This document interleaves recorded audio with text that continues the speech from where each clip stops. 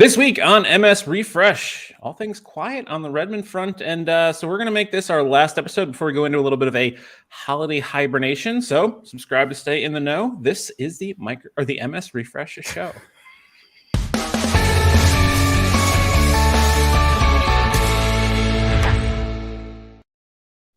Hi there, and welcome to the Matt and Sean 365 Refresh Show. This is episode 48 for the work week of December 13th, 2021. Coming to you East Coast. My name is Matt Wade. And coming from the West Coast, my name is Sean Bugler. Matt, how are you? I'm doing well. How about you? I'm doing well. How was you're back? First of all, you're back. Kudos to me for holding down the fort while you were gone. Yes, it was very well done. I even glowing watched reviews. It that night. Everybody said it was amazing. Yeah. The people couldn't stop talking about it.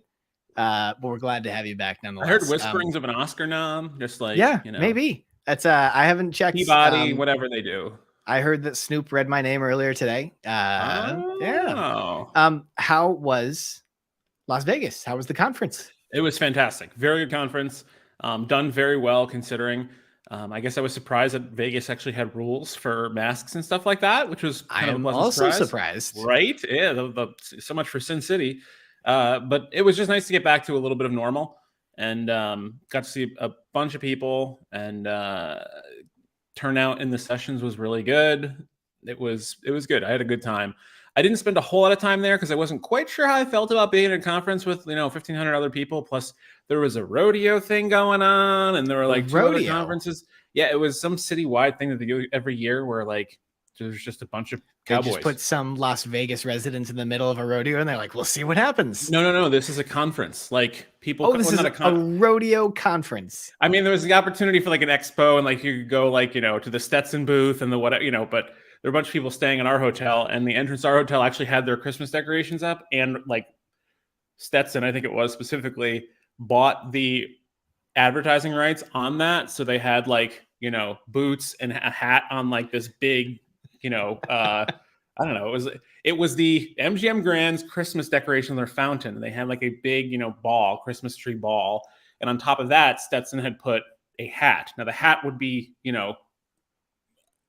meters across, right? Sure. Like it was huge. It was hilarious though. That's funny. Played blackjack a couple nights and was always just surrounded by cowboys. And I felt very insecure. Just saying. You didn't show any fear on your face, of course, because no, but I actually won a couple on the 2 nights that I played. So I walked away a winner, and I considered myself, all right, great. I got something out of Vegas. That was good. Mission accomplished. And then, of course, you went to Zion, checked out Disneyland, came up to my neck of the woods while I was out of town. Thanks. Just on purpose. Yeah, specifically to avoid you as much as possible. Well, so Matt, as you mentioned, this is our last episode before we go into holiday hibernation.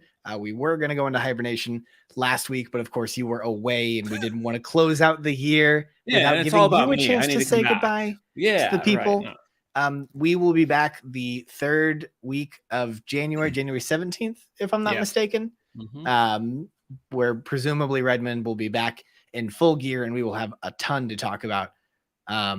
But yeah, so this one's going to be a little bit of an unconventional episode. We're going to kind of talk about some things where Microsoft's been in the news, or new releases have kind of come out that we think are notable, and we'll just kind of see where this takes us. So I'm going to go ahead and take this one to start. Matt, while you were out and about, did you happen to hear about Microsoft Teams and Android and a little bit of a conflict they were having? Did you hear about this? I avoid everything Droid related and everything Windows related. So go ahead and inform me. So there was an interesting issue that was discovered a couple of weeks ago by a couple of individuals, and I believe they shared it on Reddit. But the gist of it was this: that if you on an Android phone in the United States with Microsoft Teams installed on the phone but not signed into, there were instances where dialing 911 didn't work. And of course, for those of you who are joining us from overseas, 911 is our emergency services line. That's our I need police, fire person, ambulance. Yikes. Whatever. Yeah. So dialing 911 failed in some of those scenarios. Now, of course, Google comes out immediately and they say, we're going to fix this. But there's more to it than that, which is, Microsoft being a little aggressive with capturing every phone call that comes through there. That just has something to do with the way that Android handles phone calls, is that any app can request permission to take over the phone call portion of your phone, which is interesting. Engadget had a really good write-up of the bug. And so, of course, for anybody who's paying attention to this right now, who's watching it live, go update Microsoft Teams on your phone right now, because Microsoft did just push a fix. So this is covered. Google is also working to make sure that Android gets an update so that this never happens again. But yeah, would not want to be the product manager side of that, Microsoft or Google. No, and I'm sure they're both blaming the other one, but you know. Yeah, unfortunately, it doesn't seem like there's a ton of finger pointing. It's a lot of we're going to fix this. You know, Google snapped into action, Microsoft snapped into action. Not publicly, though. Right. No, of course. And, you know, a lot of people are pointing fingers behind the scenes, I'm sure. I'm sure. But yeah, so that was kind of a scary one. And then, of course, this is where we plug Team Microsoft or Team Apple. Yes. But yeah, that was kind of an interesting one. I'm glad to hear that they fixed it. But again, for anybody who's watching this, if you do have Microsoft Teams on your phone, whether you're in the United States or not, who knows where this is going to be an issue elsewhere. Yeah. Update the app. I wonder why those calls specifically. Like, I wonder if you're in the UK, like I think their number is 999. What if it would catch that too, or if it was specific to those 3 digits in order?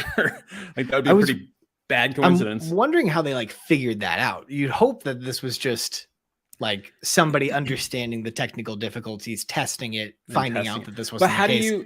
But how do you even test that? Like, how do you?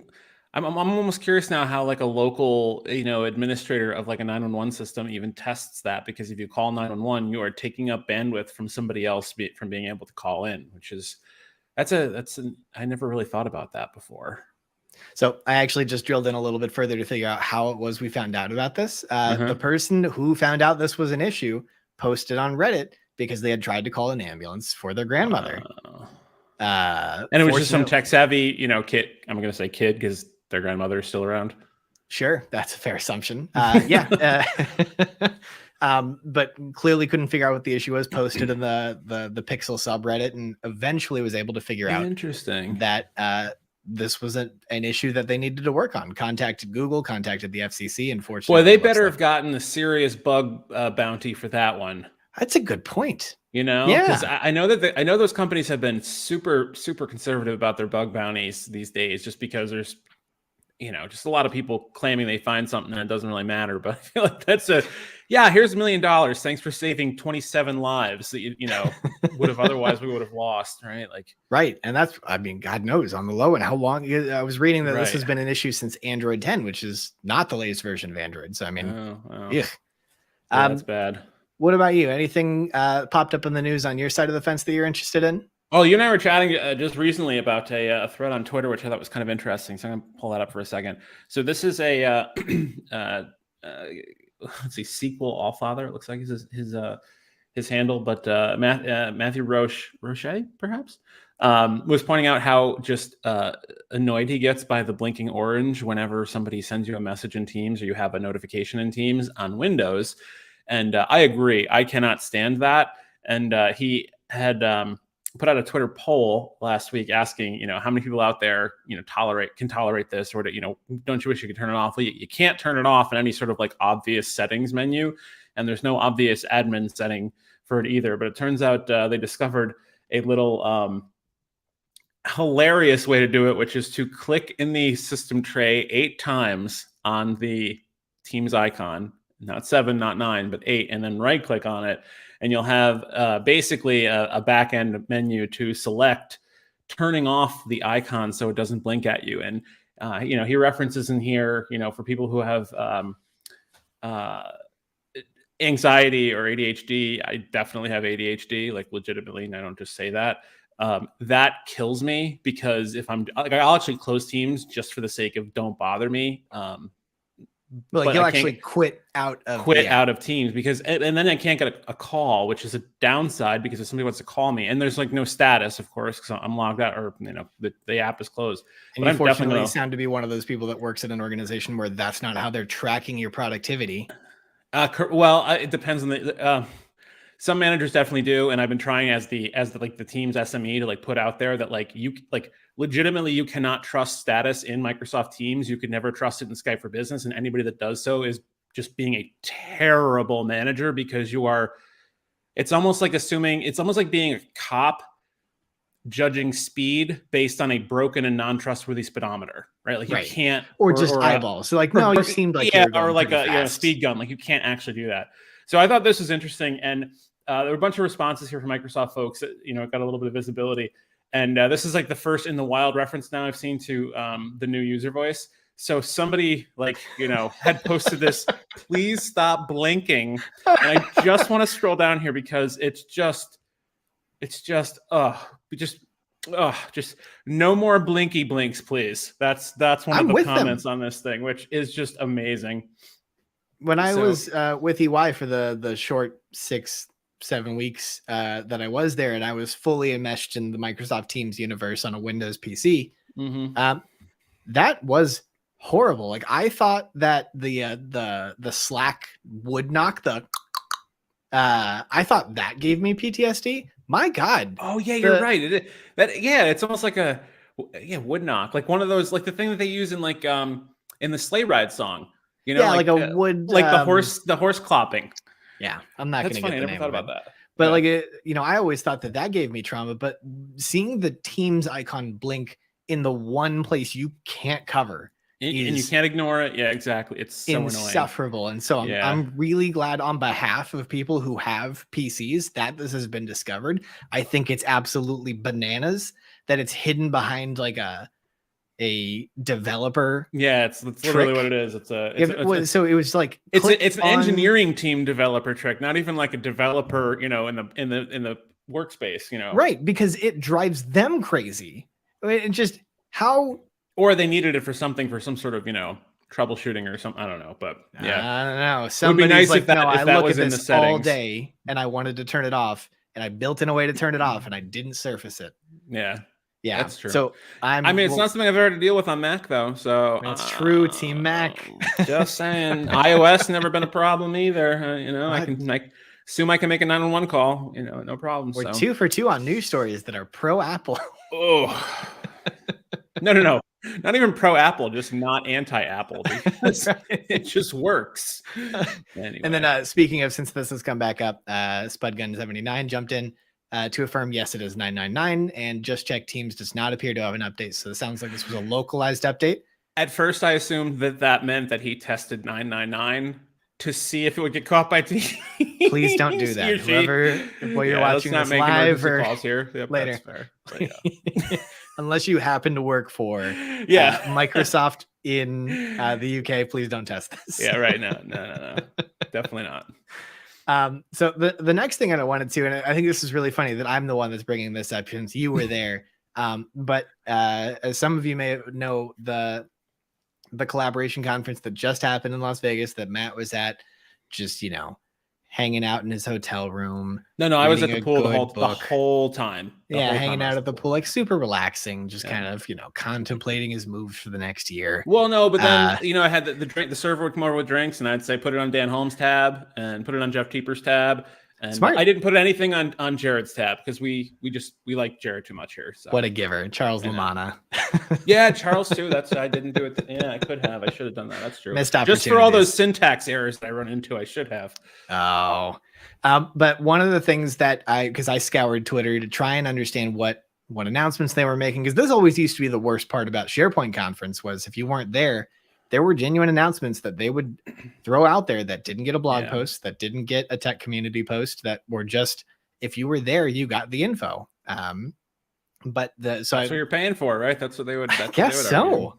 Gatekeeping, especially in a pandemic, no less. And then Twitter exists, so it all leaks anyway. Right, well, 100%, and that's I got right back to my roots, which was just scouring the conference hashtag to see what else was being put out there. And one of the things that I thought was really interesting, I'm going to go ahead and bring my screen back up, is, and of course, shout out to Tiffany Songville, posted during the Microsoft Viva conference session that they actually went into detail about how the Viva Connections feed is ranked. So for those of you that don't know, when you launch Microsoft Viva Connections, that there's a kind of a news feed. This is like a universal Microsoft 365 news feed. It's only pulling from a handful of sources right now, but the writing's on the wall that this is going to steadily bring in actionable content from across the M365 universe. So it behooves us to understand what the chronology of this is. Ostensibly, what's the high-level algorithm that they're using to determine what gets in here. And you can see here based on this slide, and we're going to post all these links that we're sharing in the show notes so that you'll have access to them as well. But that's broken down into kind of 3 core categories. Promotion, which is stuff that's boosted or featured. Those are deliberate actions by you as the person that works with the organization, as an admin or a site owner, to try and get this in front of as many people as possible. So wherever the feed web part is placed, whether that's the SharePoint home site or a dedicated team site, what have you, if it's a boost or featured item, that's going to show up towards the top. It's going to show up towards the top for 0 to 4 days, depending on how long you've boosted it for. And then from there, it's going to jump down to what they call source priority. So this is stuff that's kind of organic content. This is stuff that the graph has determined is useful, whether that's items that have been commented on, files that have been edited, files that you've opened recently. That's going to be anywhere between 5 and 8 days that this will stick around for. And the last bit there is just engagement. So that's going to be, again, what we were talking about there with like comments and things like that, but it's also going to be Yammer components, comments, posts, things to that effect, stream video content that's posted in news articles or is shared on an organizational news site. So there's some really interesting stuff that we can get some insight into. And of course, if you haven't already, you can always check out the overview of Viva Connections that Microsoft posts on docs.microsoft.com, because this does get updated fairly regularly. And there's a lot of really great insight on that. But if you'd like to go a little bit of a step further, this is where I'm going to go ahead and highlight João Ferreira, who's a Microsoft MVP. You can check out this blog post. Again, we'll share it in the show notes about how you can create your Viva Connections dashboard. A lot of people don't know this, but you actually have to actively create your Viva Connections dashboard on your SharePoint home site for the very first time in order to actually use that dashboard. So here's my demo tenant.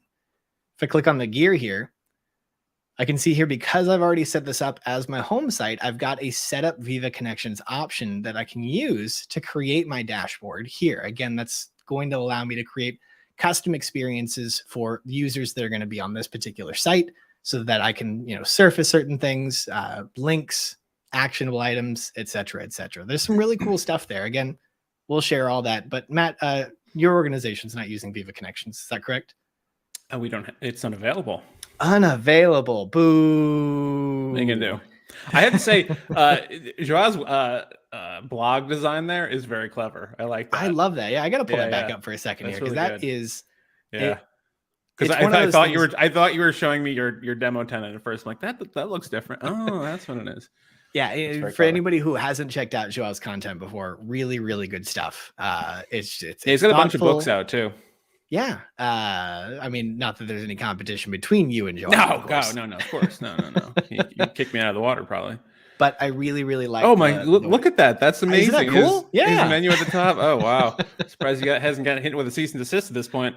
Knock on wood. But yeah, no. So Viva Connections is one of those things that Microsoft keeps beating this drum as it being kind of a team's first experience, but from the very beginning, it was always SharePoint Yammer, right? 100%. And so it's nice to see this surfacing in other areas, more insight about how it's going to be useful, and more importantly, giving us opportunities to take advantage of and customize that. Yeah. Because I think that even as a non-Teams organization, Viva Connections is going to be a really, really big deal for my organization. Mm-hmm. And it should be. I know that I've what's the word? What's the YouTube safe word? I've ranted about Viva, and it's not the functionality. The functionality is all great. It's the branding, but the fact that you're bringing in, that SharePoint site to be your home, right, in Teams, and basically Teams is essentially becoming an OS for it's kind of hard to the productivity OS. Is that what they're calling it? Essentially, yeah. And then the communities. Now again, I don't like the word communities using the Yammer logo because it's not clear what those are. I think that makes it confusing to people. If they're taught what Yammer is, then that's what it's called. That's Yammer. But bringing those things into teams was always a good idea. That's something I've always supported and thought was positive user experience. It's just the branding of it. It's just, ugh. Anyway. Yeah, I would agree with you on that one. There's opportunities to earn that goodwill back by putting out a good product, but Yeah, definitely. But yeah, what else do you got? Oh, so I have a really self-serving one. So we talked a little bit before about I had another project I was working on that I didn't really want to talk about yet. I can finally talk about it. So spoilers. I am the co-author on the second edition of one of the best-selling tech books in the For Dummies series. So this is out this month, and it is Wiley is the publisher who did my book, and I reached out to them on they're also the publisher that does the For Dummies series. So I reached out to them and pitched a couple things on the side and got a kind of a thanks but no thanks. But then I got in contact with the right person. They said, but we're putting out a new version of this. We don't have anything in there about Microsoft Teams or anything about SharePoint or some of the other things that we've noticed have been bubbling up. And it's coming from publisher side of things, not exactly the up on the tech savviness part here, but this is one of those series of this all-in-one where they have like these mini books together. So it's actually 11 mini books now instead of 10 as it was last time. Last one covered a little bit into OneDrive and was more on like the personal side. So it wasn't really going to be all that useful for business and work or school account type folks. So I'm pretty proud of the fact that you'll see it's a with Matt Wade, but 2 out of the 11 books here are written by me. So I did all the stuff on Teams and all the stuff on SharePoint, OneDrive, collaboration, and all that kind of stuff. So how cool is that? Congratulations. Yeah, thanks. And of course, he kept the secret from me too, his own co-host. So yeah, once I actually saw my name on the cover, then I was like, okay, good. Now I can say something. Yeah, now, exactly. Once question I can't take it back. As you add more books to this, because I can't imagine this will be the last time that you interface with this particular series, does the font size on your name get a little bit bigger? I don't is really this a proportional know. thing? I'm actually not sure if I can if there's a real place for me to like push harder, because like Teams for Dummies, that's been written by a woman named I think her last name is Withy. And she's written a number of editions on that, and like SharePoint has already been covered, and then Peter here, he's written like 30 of these books. I mean, like dating back to like Office 2000, I think it was, like legitimately. That's incredible. Yeah, that long ago. And you can actually see he his little subtitle here. It says "That's Mr. Office to You," which I have not seen in any of his other books. So he's really running with that little naming, I guess. So sure. Anyway, that was my my cool little announcement there. So that should be out. I mean, pre-order it now. It said it was going to be out on the 9th, but I know that it says right now that it's not currently there. So I'm assuming in the next week or so. That's exciting, though. I imagine you're feeling pretty good about that. Yes, I'll feel very good about it when I have it in my hand. But yeah, definitely. That's awesome. Well, hey, congratulations, seriously, and of course, for anybody who's watching, we'll make sure to drop a link in the show notes in case you want to show some love and support Matt and his endeavor to become the 4-hour work week guy. No joke. I think I saw Tim Ferriss at Disneyland, but I chose not to say hi because I didn't want to bother him when he was busy. But I almost wanted to tweet him and be like, "Hey, pretty sure I saw you, but when I was in line for a churro, legit." And I don't know if it was you, but if it was, I didn't want to bother you, but just wanted to let you know that 4-hour work week. That I saw you. Yeah, it was a notable book, and there's some good tips and tricks in there for me. I appreciate it. Sure, no, absolutely. That reminds me of a tweet. It's funny that you bring that up. Tony Hawk, the ongoing joke that like Tony Hawk, everybody that sees Tony Hawk doesn't believe he's Tony Hawk. Yeah, and so they'll be like, "Do you look just like Tony Hawk?" And he tweets I about was these literally things. thinking, I'm like, here I'm in line for a churro, and I'm just Googling Tim Ferriss. And like, if he ever walked over here and saw my phone right now, he would be so freaked out. So I'm looking for pictures. As opposed to a tweet from the ether that's like, hey, just a heads up. Fine. And it's just like, you're not stalking at that point. Like, you've walked away, right? You didn't. You're a victim. But I was thinking to myself, like, I want to be like, you look like Tim Ferriss. Are you Tim Ferriss? But I thought, like, what a weird thing to say. But I don't know. I mean, there are worse things to go. Like, imagine going up confidently to somebody who looks like Tim Ferriss and going, "What's up, Tim?" Yeah, you're definitely right. But yeah. So the last thing that I've got that I wanted to take this opportunity to share is once again on Twitter, a good friend of mine, Serge, Luca. Oh, Surge. This is in the Power Automate side of things. We don't talk about Power Automate all too often here, but for those of you that do work in Power Automate, you know that if you've ever tried to work with an ODATA query, so just a very high level here, when you're working in Power Automate and you're trying to get data from SharePoint as an example, if you're pulling data from a source, but you don't want all the data, there are ways in kind of what we'll call hard code, like SQL, where you can pre-filter the data and just extract what you need. But in Power Automate, that really hasn't been easily done. You've had to deal with what, again, we call OData or OData, depending on how you pronounce it, OData queries.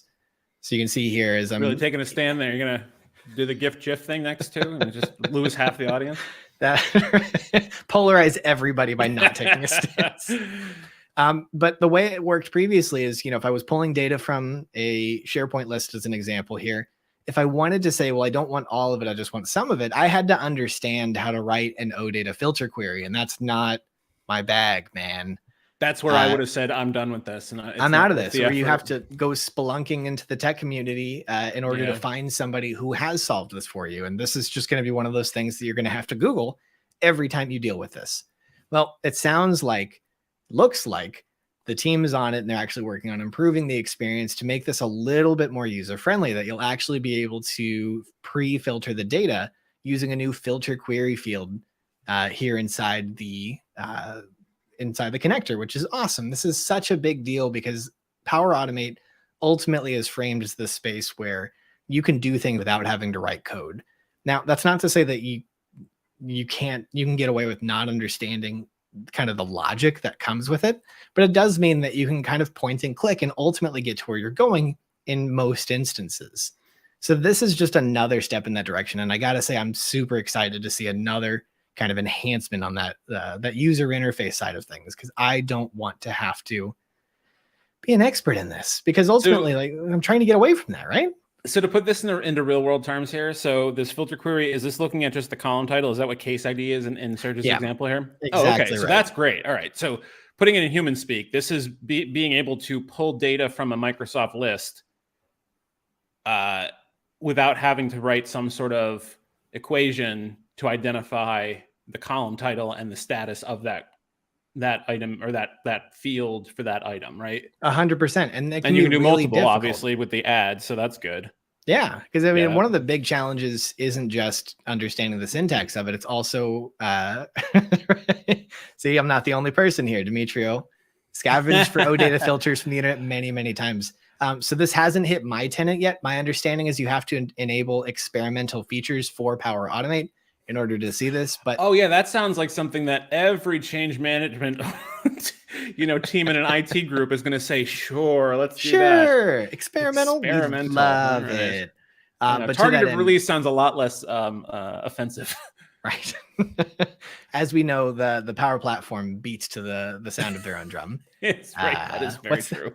M365 roadmap. What? Yes, right. Who is that? What even is that?